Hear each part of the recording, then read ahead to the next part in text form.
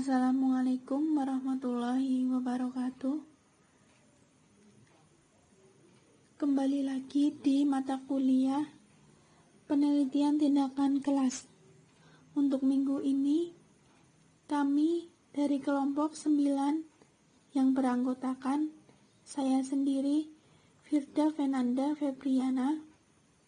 Yang kedua ada Nurgonia, dan yang ketiga ada Sukma Dwi Wijayati. Mata kuliah penelitian tindakan kelas. Materi sekarang ada tahap penyusunan rencana proposal PTK. Topik pembahasan kali ini kita akan membahas mengenai 1. Pengertian proposal PTK. Yang kedua, tujuan dan fungsi proposal PTK.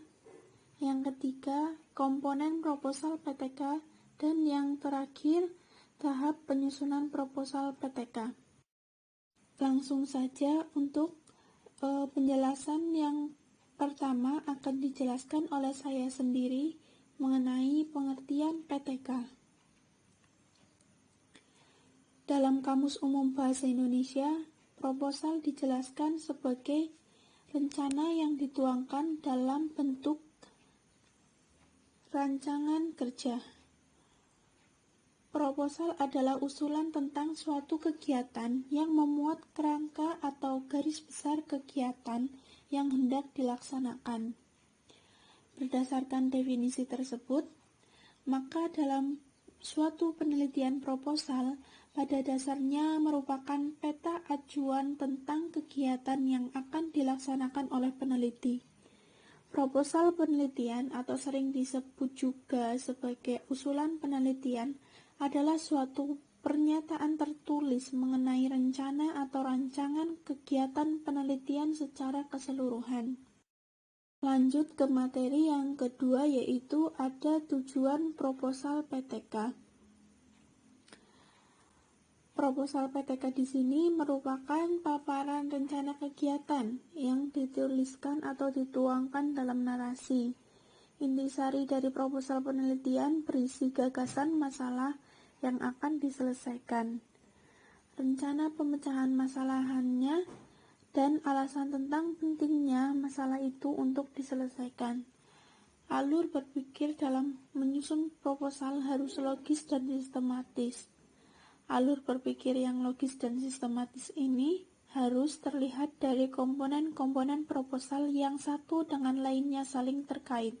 Jadi, di sini itu tujuan dari proposal PTK agar rangkaian rencana tindakan dapat terarah dan mencapai tujuannya. Kemudian, materi yang selanjutnya yaitu fungsi proposal PTK. Proposal berfungsi bagi orang lain untuk memahami jalan pikiran peneliti sehingga orang lain memahaminya, juga sebagai bahan pertimbangan bagi para pemangku kepentingan untuk menyetujui pelaksanaan penelitian. Di sini itu bagi peneliti proposal berfungsi 3. Yang pertama yaitu sebagai langkah berpikir sistematis dan akademis. Kemudian memberikan pemahaman mengenai penelitian yang akan dilakukannya. Dan yang terakhir, fungsi proposal PTK bagi peneliti yaitu dokumen proposalnya sendiri berfungsi sebagai peta atau panduan pelaksanaan penelitian. Lanjut ke materi berikutnya, yaitu ada komponen proposal PTK. Secara umum, di sini komponen proposal terdiri dari 3 bagian, yaitu yang pertama ada pendahuluan, yang kedua ada landasan teori, dan yang ketiga ada metodologi penelitian. Proposal PTK sebenarnya lebih mirip proposal penelitian kuantitatif daripada proposal penelitian kualitatif. Oleh karena itu, tidak terlalu sulit karena lebih banyak guru di Indonesia pernah melakukannya. Meskipun demikian, perlu ditambahkan komponen-komponen pelengkap seperti judul penelitian, daftar pustaka, dan lampiran-lampirannya. Lanjut, untuk proposal PTK pada dasarnya terdiri dari bagian utama itu tadi, yaitu pendahuluan, kajian pustaka, dan metode penelitian. Komponen pada pendahuluan umumnya terdiri atas latar belakang, rumusan masalah, tujuan penelitian, manfaat penelitian, dan ada yang menambahkan identifikasi masalah atau diletakkan sebelum rumusan masalah dan definisi operasional. Untuk pada bagian kajian pustaka, umumnya berisi landasan teori, penelitian yang relevan, kerangka pikir, dan hipotesis. Hipotesis dalam PTK adalah hipotesis tindakan, sehingga dituliskan sebagai hipotesis tindakan. Komponen pada metode penelitian umumnya terdiri atas jenis penelitian, setting penelitian, desain penelitian, instrumen penelitian, kemudian ada teknik pengumpulan data, teknik analisis data, jadwal pelaksanaan penelitian, dan indikator keberhasilan. Bila penelitian yang dilakukan dibiayai oleh sponsor, ditambahkan pula sumber dana, prosedur penelitian, data dan teknis analisis data, jadwal pelaksanaan, dan perakiraan biaya. Tahap penyusunan proposal PTK. Dalam penyusunan usulan penelitian atau proposal penelitian perlu dilakukan beberapa kegiatan pokok. Yang pertama, mendeskripsikan dan menemukan masalah dengan berbagai metode atau cara. Yang kedua, menentukan cara pemecahan masalah dengan pendekatan, strategi, media, atau kiat tertentu. Yang ketiga, memilih dan merumuskan masalah baik berupa pertanyaan atau pernyataan sesuai dengan masalah dan cara pemecahannya. Yang keempat, menetapkan tujuan pelaksanaan PTK sesuai dengan masalah yang ditetapkan. Yang kelima, memilih dan menyusun perspektif, konsep, dan perbandingan yang akan mendukung dan melandasi pelaksanaan PTK. Yang keenam, menyusun siklus yang berisi rencana-rencana tindakan yang diyakini dapat memecahkan masalah-masalah yang telah dirumuskan. Yang ketujuh, menetapkan cara mengumpulkan data sekaligus menyusun instrumen yang diperlukan untuk menjaring data. Yang terakhir, menetapkan dan menyusun cara-cara analisis data. Adapun komponen dan sistematika proposal PTK. Yang pertama, ada judul PTK, yang kedua ada bab 1, bab 2, bab 3, dan terakhir tambahan yang berisi daftar pustaka dan lampiran. Adapun judul PTK. Dalam penulisan judul sebaiknya dirumuskan dengan singkat dan spesifik, serta mencerminkan permasalahan yang akan dipecahkan dalam PTK. Judul dipaparkan secara deklaratif yang bersifat pernyataan ringkas dan jelas, padat, dan tidak memberi kemungkinan penafsiran yang beragam. Judul PTK juga harus memuat keterangan tentang tempat penelitian, waktu penelitian kelas yang dijadikan penelitian, dan mata pelajaran apa yang dijadikan PTK. Dalam judul PTK harus memuat unsur-unsur sebagai berikut. Yang pertama, ada masalah yang akan diteliti atau variabel Y. Yang kedua, ada tindakan untuk mengatasi masalah atau variabel X. Dan yang ketiga, ada subjek atau siswa kelas. Yang keempat, lokasi yang spesifik atau tempat dan waktu penelitian. Bab 1. Dalam proposal penelitian tindakan kelas, bab 1 memuat beberapa bagian. Yang pertama, latar belakang masalah. Yang kedua, identifikasi masalah. Ketiga, perumusan masalah. Yang keempat, cara memecahkan masalah penelitian tindakan kelas. Yang kelima, hipotesis tindakan. Yang keenam, tujuan penelitian tindakan kelas. Yang ketujuh, manfaat hasil penelitian.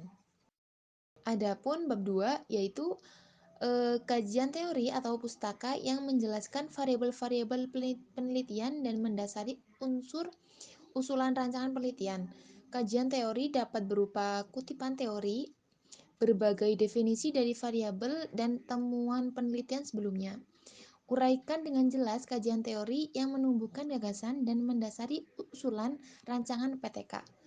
Kemukakan juga teori, temuan, dan penelitian yang relevan dan mendukung pilihan tindakan untuk memecahkan permasalahan PTK tersebut. Selanjutnya, bab 3 yaitu metodologi penelitian. Berisi setting penelitian, persiapan PTK, subjek penelitian, sumber data, teknik dan alat pengumpul data, indikator kinerja, teknik analisis data, prosedur penelitian, jadwal kerja, personalia peneliti, dan rencana pembiayaan. Ada setting penelitian, menjelaskan tentang tempat dan waktu PTK dilakukan, serta berapa siklus PTK yang akan dilakukan. Yang kedua ada persiapan PTK.